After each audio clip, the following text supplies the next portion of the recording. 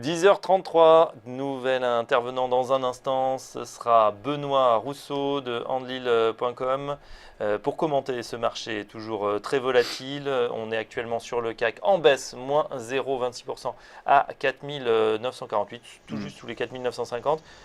Bonjour Benoît. Bonjour. Donc vous regardez effectivement ces marchés, le CAC, le DAX, marché volatile, d'autant qu'il y a peut-être un petit peu moins d'intervenants une journée comme celle-ci, jour férié en France.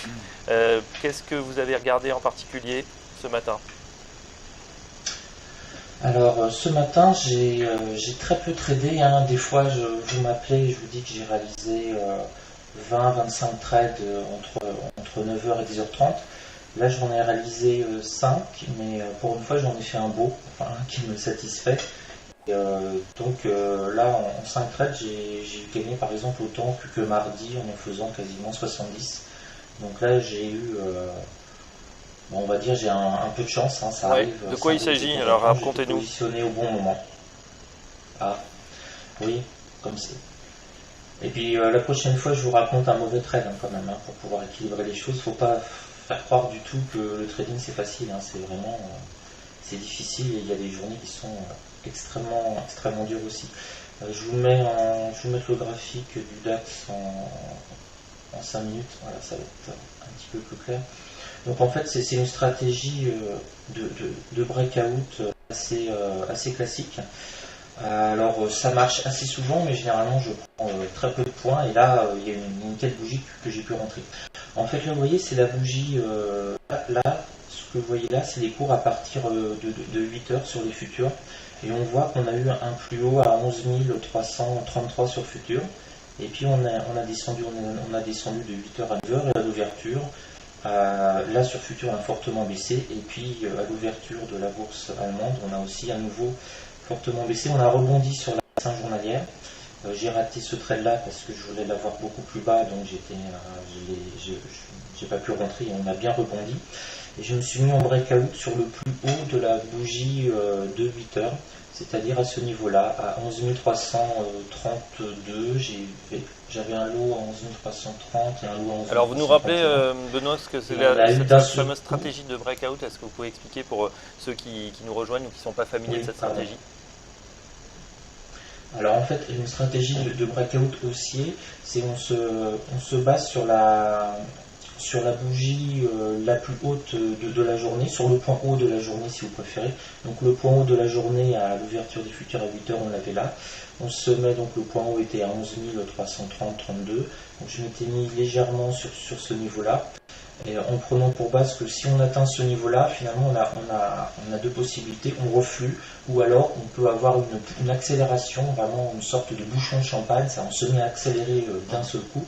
Donc je m'étais mis légèrement au-dessus, et on a eu effectivement cette accélération de quasiment 50 points d'un coup. Là, c'est parti, en 3 secondes, on avait pris 30 ou 40 points, et j'ai pu clôturer à 65, 67. Donc sur ce niveau-là, le plus haut a été là, j'ai pu clôturer là. Donc c'est là où je suis content, parce que généralement j'arrive à prendre de bonnes entrées, hein. J'arrive à peu près à bien récupérer les points bas de la journée. Par contre, vendre bien, j'ai beaucoup plus de mal. Classiquement, sur ce type de breakout, je prends 5-6 points. Bon, là j'en ai pris 2 fois 30, donc c'était plutôt agréable.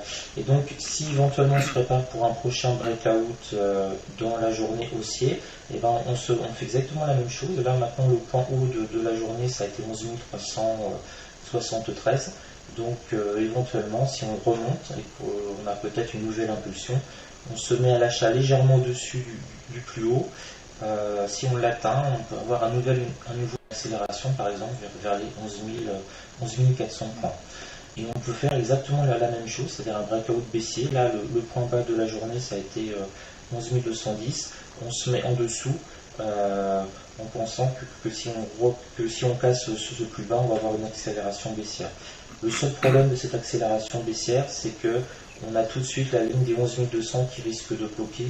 Donc c'est pas un breakout baissier que je tenterai, par contre, parce que on n'a pas une grande marge on n'a pas un gros potentiel en fait on arrive tout de suite sur un support qui pourrait bloquer notre bouchon de champagne. Là, ça risquerait d'être un bouchon de champagne. Benoît, sur le CAC 40, on a vu ce matin également une évolution semblable au DAX. On a eu une accélération baissière en tout début de séance et depuis on remonte. Là on cote actuellement 4955.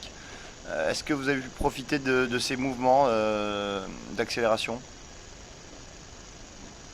Alors non, pas du tout, parce que Vous étiez sur le DAX. J'étais sur le DAX et ouais, je suis.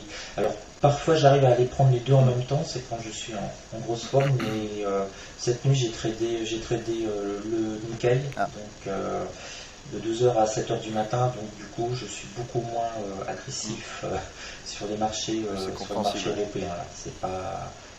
Ouais, je suis un peu, bon, je le sais, je suis un peu plus fatigué, donc je n'arrive plus qu'à suivre rapidement qu'un seul indice à la fois. Donc j'ai pas pu. Bon, c'est ça qui est intéressant. On voit bien quand même la synchronicité. Hein. On a exactement la même forme sur le CAC 40. Là, vous avez le CAC 40. On va regarder le DAX. On a exactement la même forme. Bon, à part que le DAX est un petit peu plus amplifié la hausse que le CAC 40, mais on reste quand même sur les mêmes Très bien. Et là, le CAC 40, il a l'air bien parti. Hein. Il y a le point pivot journalier peut-être à aller chercher. Ok, merci Benoît. En tout cas, on suivra ça avec vous. Si vous revenez sur le CAC 40, bravo pour votre trade sur le DAX. La prochaine fois, on verra peut-être un trade qui sera un petit peu moins passé. Ça arrive également. On ne gagne pas à tous les coups. Merci Benoît Rousseau. Je rappelle que vous êtes le patron du blog andlil.com. On peut retrouver tous vos trades en direct.